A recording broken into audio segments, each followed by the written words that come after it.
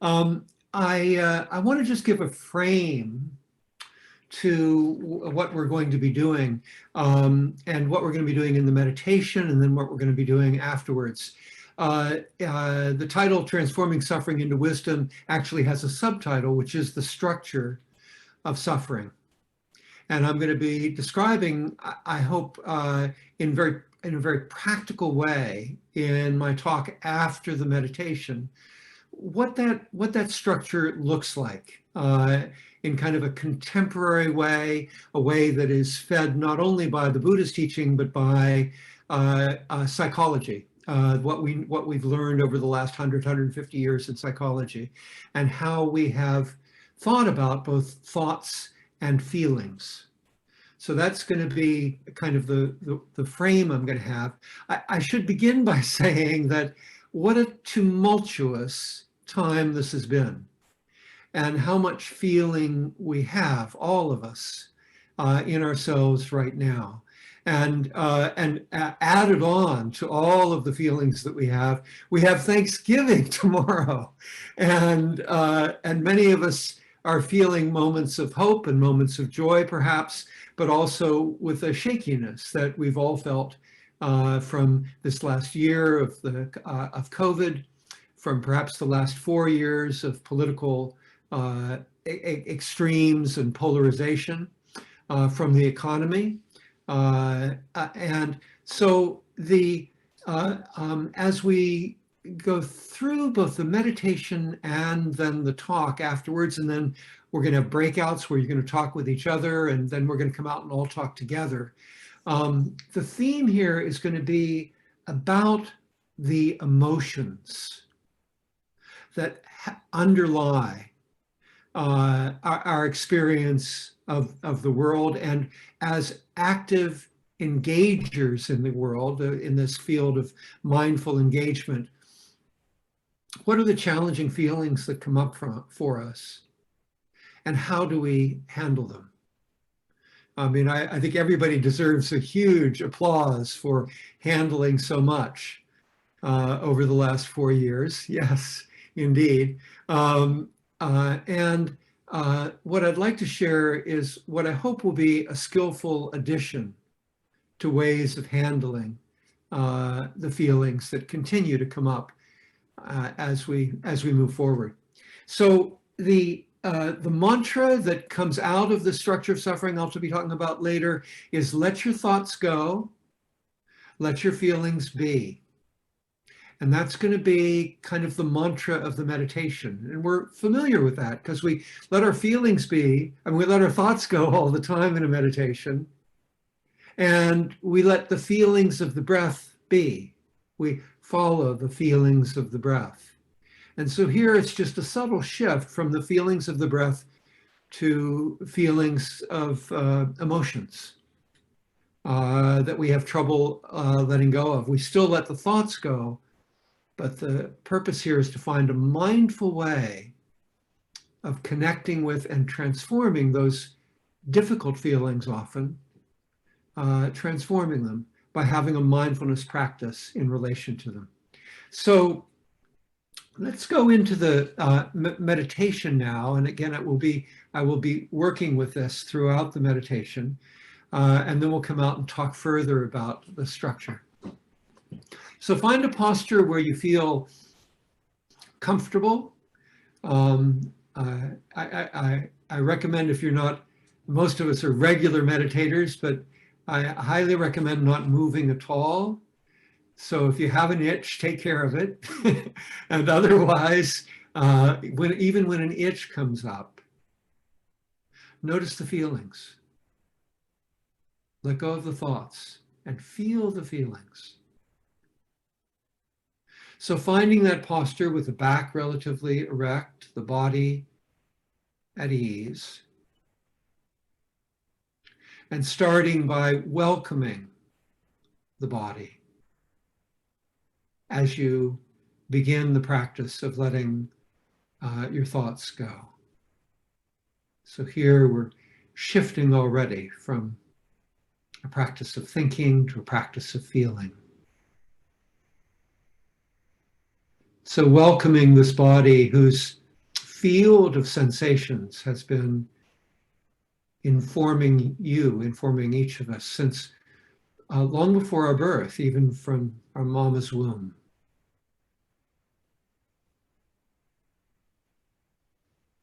So welcoming the body with gratitude, with thanks, with thanksgiving. Welcoming it as it manifests as sensations for us in each moment. Feeling the comfort of that experience of being in a body and of letting our thoughts and our stories go.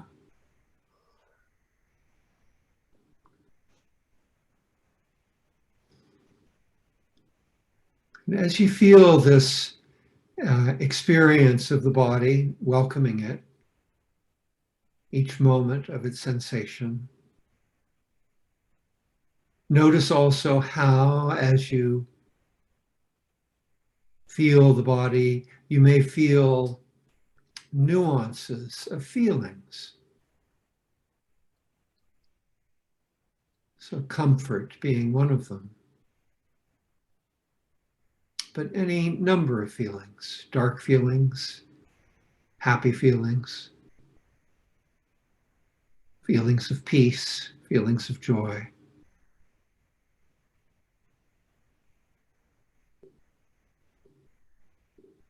And welcome each of those feelings in as sensations.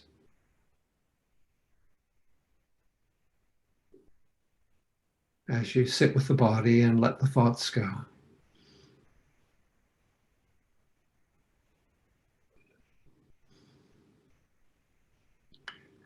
And when you feel a welcoming sense of being here in a meditative posture, go briefly, at least, to ground yourself in the breath as you have learned to follow the breath in your meditation, whether it's at the belly or at the nostrils.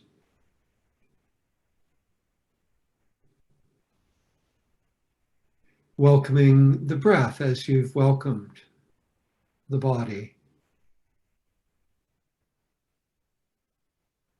in all of its sensations.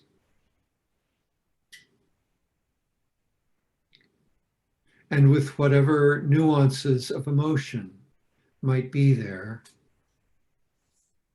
as you feel the breath.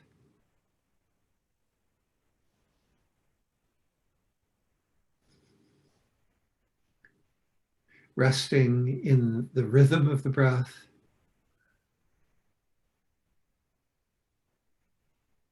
relaxing in its twofold movement.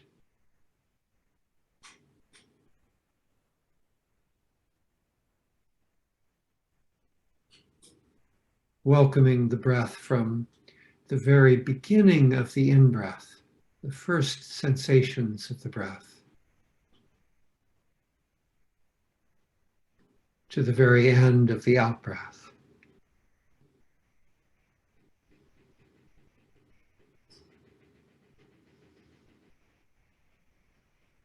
And all the while letting go of whatever thoughts arise.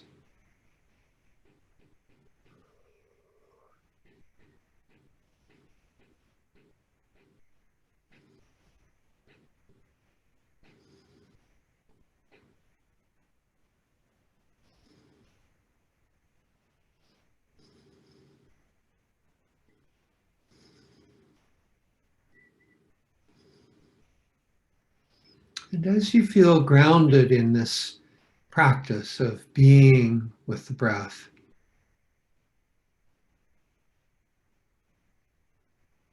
open once again your awareness, perhaps not so much to the whole body, but to at least the torso. And the area from your waist up to the jaw, which is often where we carry the feelings of our most intense emotions. And just notice once again, as you feel this area, if there's the slightest nuance anywhere in the body of an emotion. It could be the tiniest flutter of anxiety. Could be a sense of peace.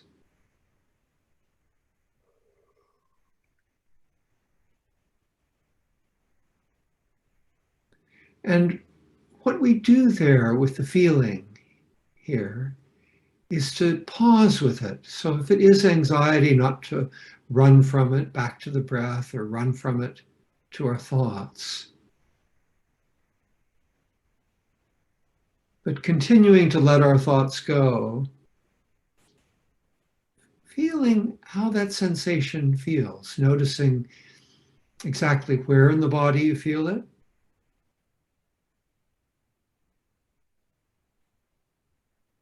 and coming close to it with kindness, welcoming it.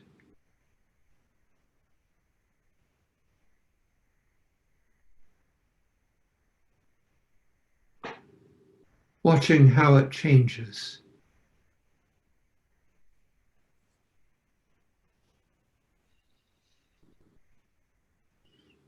Whenever a thought arises in the next few minutes of the meditation, whenever a thought arises, just noticing if there's a feeling attached to that thought,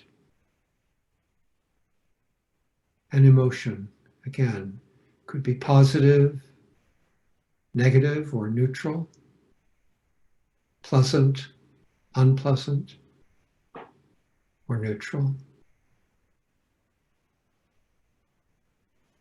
And if you feel a feeling, rather than going right back to the breath,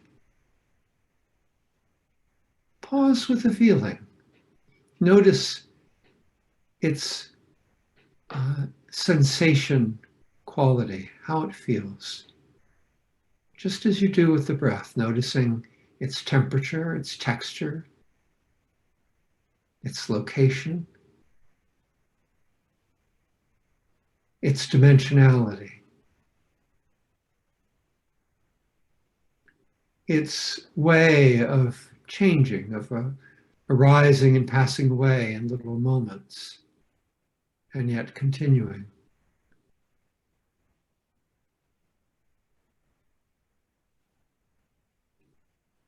Letting the thoughts go, but letting the feelings be.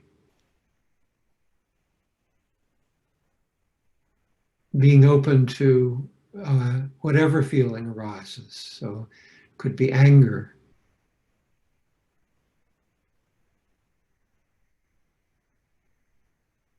could be sadness,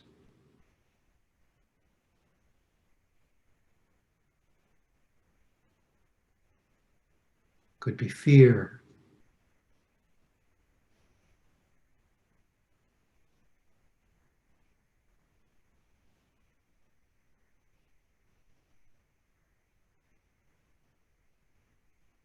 could be guilt,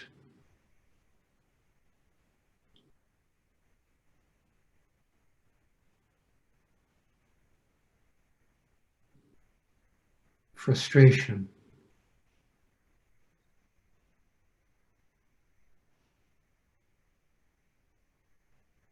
anxiety,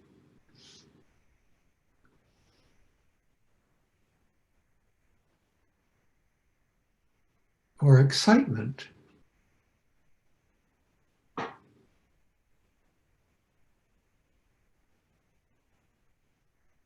joy,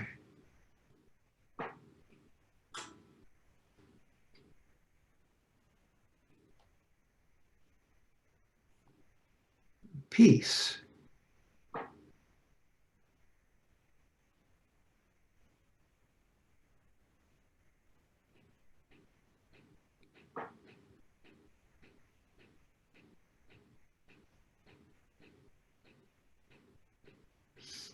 If you find yourself getting lost in feelings or in the stories, remind yourself to let go of your thoughts and come back to the feeling.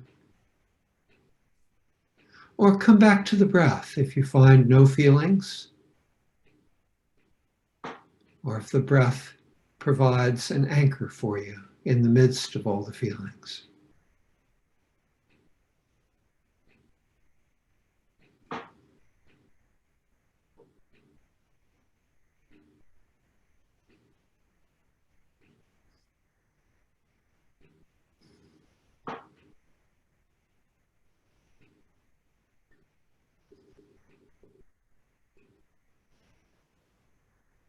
Whenever you have a thought and you notice a feeling,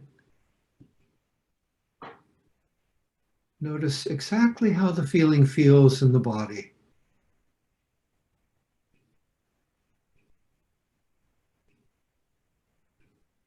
Returning to a meditative state, either with the feeling then or back to the breath.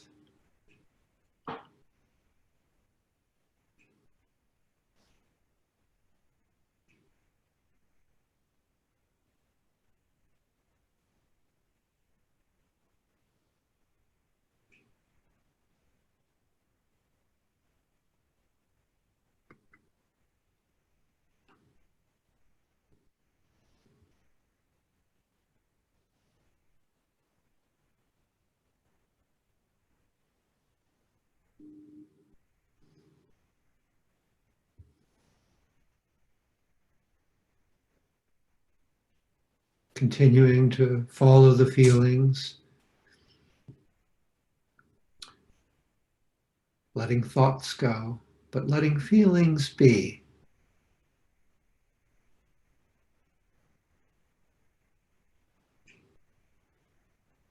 Noticing their transience,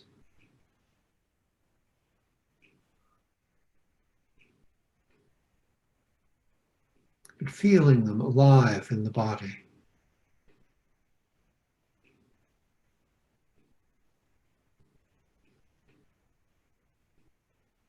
Bringing kindness to them where they feel challenging.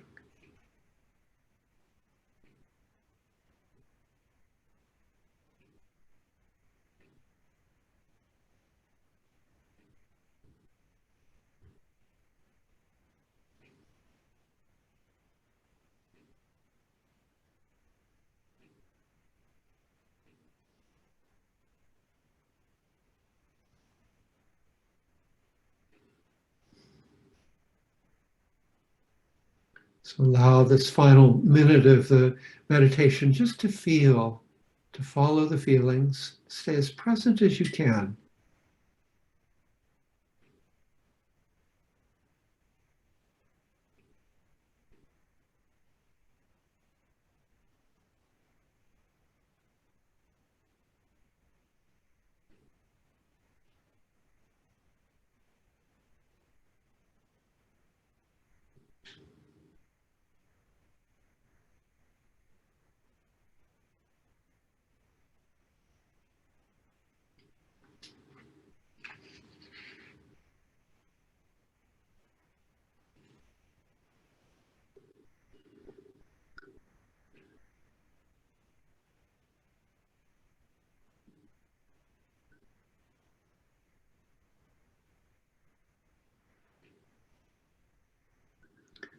Okay, let's come out together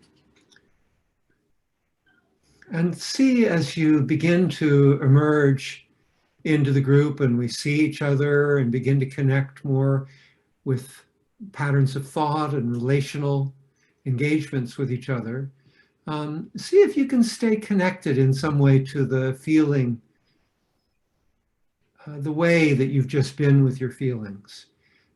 We have a training that I've trained people in the life planning community that I also teach, that's called the pause. And in that community, what happens is we're trying to create conversations with people that are profoundly meaningful and that are helping people to move from being stuck in life in one way or another. They might not even know that they're stuck, but to move towards something that is really aspirational for them, really profound.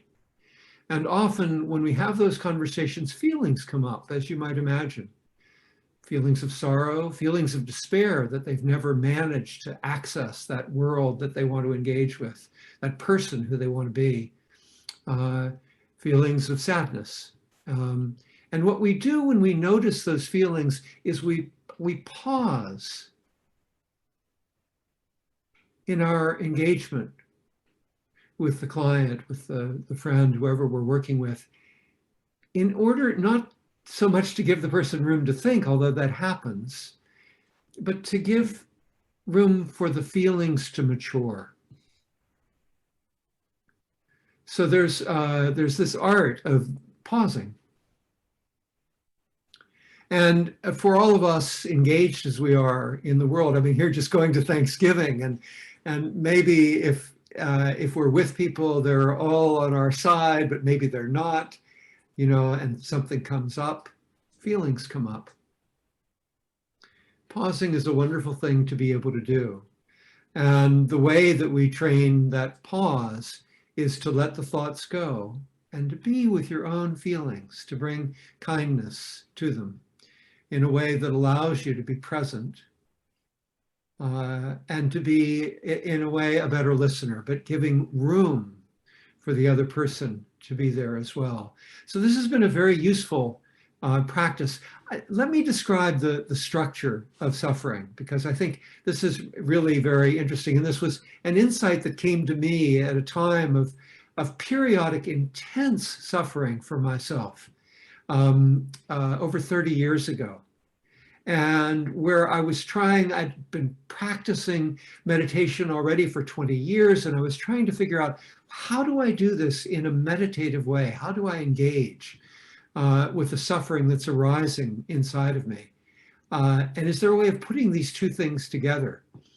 And what I realized was all this practice with sensations, with the breath, or with walking meditation and with the feet, or with eating meditation, it's all about sensation.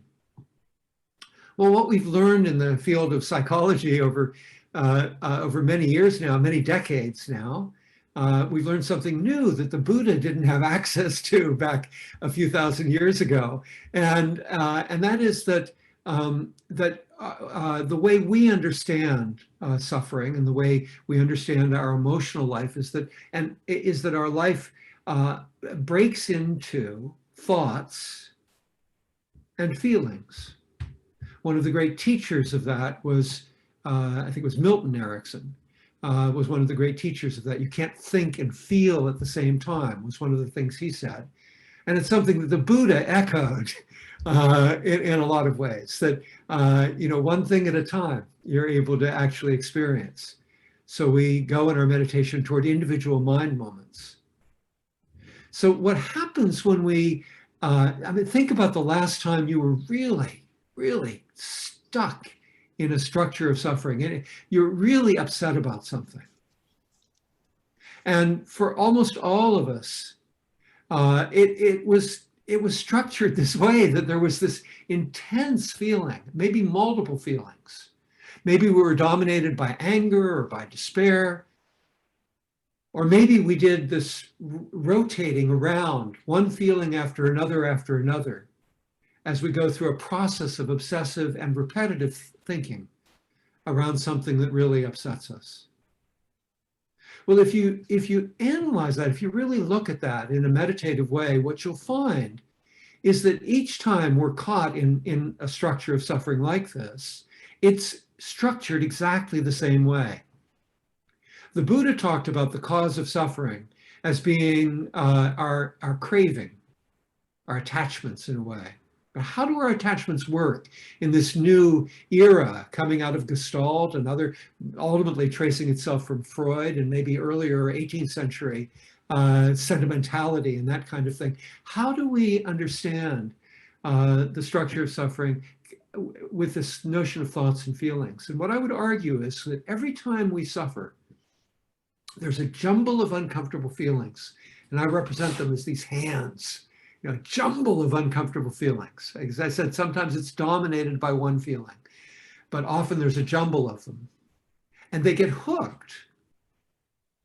They get hooked like this. They get hooked to our thoughts, our opinions. Gosh, we can be fierce with our opinions. Look at the politics of the time. Our judgments, again, we can be fierce with our judgments. Our stories. So our uncomfortable feelings get hooked to all of these layers of thought. And the hook is the same. And here the Buddha's insight was profound. The hook of clinging and craving is I, me, and mine. It's that we grab onto and hold onto our stories, our opinions, our judgments, our beliefs so strong that we're deeply troubled, can't let go, and have difficulty engaging. It happens to everybody. It happens to people on the other side of the Thanksgiving table, on the other side of the political realm, on the other side of COVID, clinging, can't let go. So there's a wonderful practice that is strictly mindfulness-based, a wonderful practice. We all know the practice of letting our thoughts go. And one of the things that we've learned at least those of us that have heard many Dharma talks over the years, is that the only way the self manifests is through thinking, is through story, or through a fierce kind of opinion or judgment. So that's all the I, me, and mine manifesting, right? So when we let our thoughts go, it's incredible, but this linchpin that has held the structure together is also disembodied, begun to be pulled. I call it pulling the plug on the self. So it begins to disappear, dissipate as well, which is great. But the feelings are so powerful. This is really a lot of the problem here, that sometimes, the thoughts just come back really quickly, right? And the I, me, and mine comes back really quickly. And we're justifying ourselves again, or we've gone in this circle. In one of my books, I have a clock where you go from rage to fear to anxiety to despair and back and forth, and different layers of story. So we get another version of the story, and then we're hooked again with another feeling hooked in there. So there's a wonderful and very simple practice, really simple to understand and describe, much more difficult to do. It takes practice, like meditation. It takes practice. And so the structure of the suffering breaks apart with this simple mantra of letting your thoughts go, let your feelings be. Thoughts are like this. They arise and they pass away in a moment. Try to hold on to a thought. You really can't. You have to call it back. If you get very subtle in your meditation, you can't hold on to a thought. You have to call it back because it's momentary. Feelings have a momentary nature, but it's more like there's an arc. You lose somebody dear. Yeah, this political maelstrom that we've been in. Our fears around COVID. The feelings can have an arc. They can be triggered in some way by a thought process, and we need to go through that arc of feeling. There's all kinds of subtle changes occurring within them. But what we tend to do is keep thinking around them. And it's very hard to mature in that process. So what we're saying is, let go of the thoughts and honor the feelings. Doesn't matter the darkness of them, the rage, the sorrow, the despair. Feel them minutely in the body, sensation by sensation. I have this strange sense of, Aristotle talked about the drama. He wrote a wonderful essay on the drama. on drama, on tragedy, and talking about how tragedy, we have this thing called catharsis, and our language of catharsis comes from Aristotle's description of what it was. And it was moving through that drama of darkness and tragedy into transformation. And that's really what all of our suffering is meant to do. I mean, we feel it in movies, we feel it when we read a book, and we experience that arc of transformation. We feel it in music. I mean, when you hear a piece of music, don't you feel? I mean, isn't that the primary reason we listen to music? Because we feel and we love that feeling. Well, I have this unusual kind of strange notion that I've been living with since I learned this practice for 30 years. And that is that our feelings, including our sadness, our anger, and our fear, and our despair, our depression, our feelings are our music.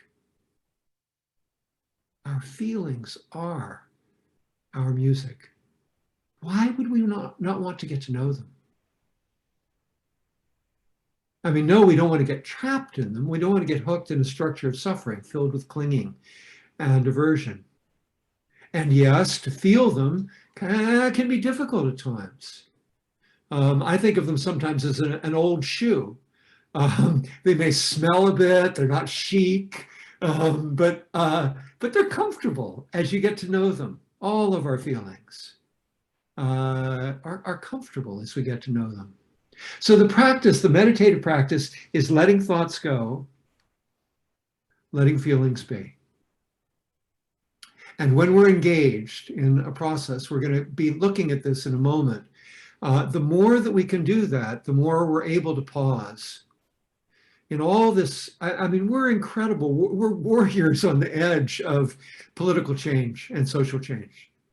We've decided that the hermit's life is not just what we're going to do. We're going to do this engagement piece too. And as a consequence, we're thrusting ourselves into a realm powerful with feeling. Powerful with feeling. What a wonderful thing to have a practice where we know we can be in practice as we engage, moment by moment. So let's see, I think I want to break for, I want to give Hugh an opportunity to share a few minutes of thoughts on this. This is a structure. Well, I think I'll pass the baton to Hugh for a few minutes and then we'll head into the breakout session. Hugh. Thank you, George. I think I'll let go of my thoughts. I'll just let them go and I'll just stay with my feelings. I but thank you, George. That's a lovely, it's a lovely practice and reflection, very powerful. I think, you know, some things that came up for me as you were talking. I kind of really resonated with the image of the hook, you know, getting hooked, because it feels very much like that when we get hooked, when you know the feelings arise, and you know often could come in different directions. You know, the thoughts might come first and trigger a feeling, but I think a lot of our practice is that untangling. And I think what you're laying out is a very skillful untangling. I recall in one of her books, Pema Chodron, Tibetan Buddhist teacher, probably familiar to everybody, almost everybody. She speaks about the Tibetan term for word for the getting hooked is shenpa, SHENPA, like the hook. And you can imagine, you know, a kind of fish getting hooked, you know, getting the bait, and then we're you know, we're kind of captured in that way.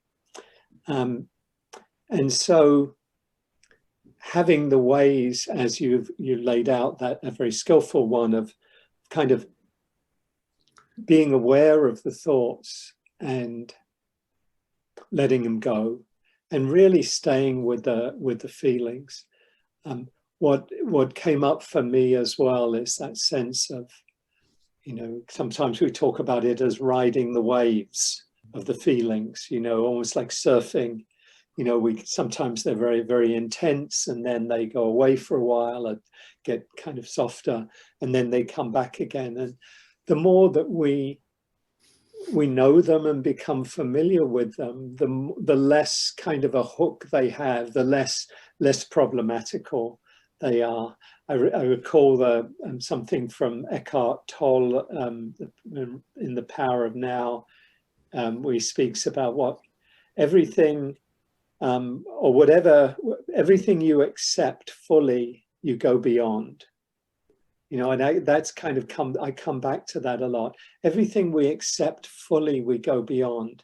That things that appeared, you know, appear or experienced as a problem when we're hooked on them, when we're identified with them, when we can make friends with them, we can allow ourselves to feel them, then they don't have the hook quality goes away, that we kind of see ultimately their emptiness, you know, that they don't really have any self-existence. They're just, you know, it's just that what's given them that solidity, I think, is that hook, you know, the fact that the self, as you said, has kind of come in and, you know, made it about me and mine.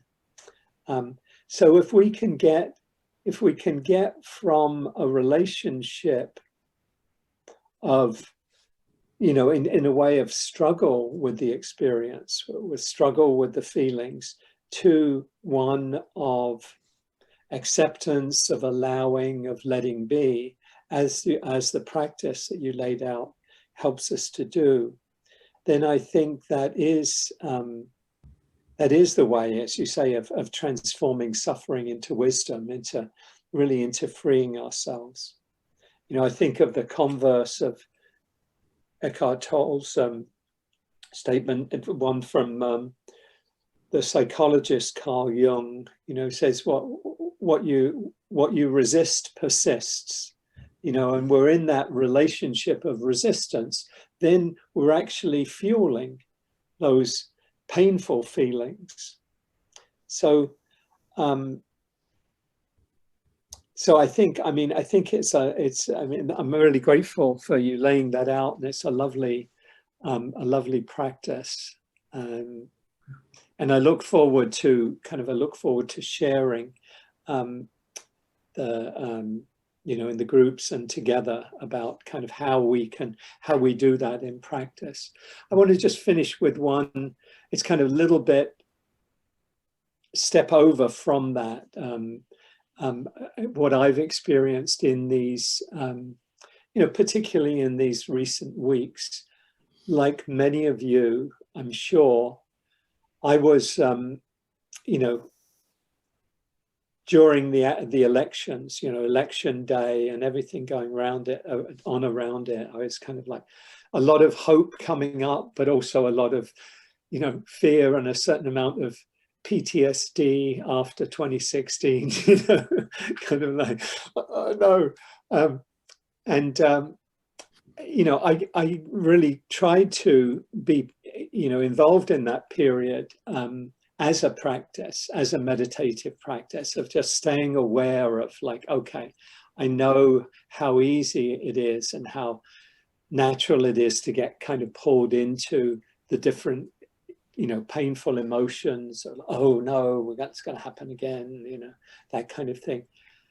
And one of the things that I found helpful, and I just put this out as a kind of, if in case it may be useful to others, was just a reflection that when I was if I did find myself getting hooked, I recognized that this really isn't me and mine. It's not for me to hold all of this. And if I do hold it in a self kind of way, in a kind of me way, then I suffer.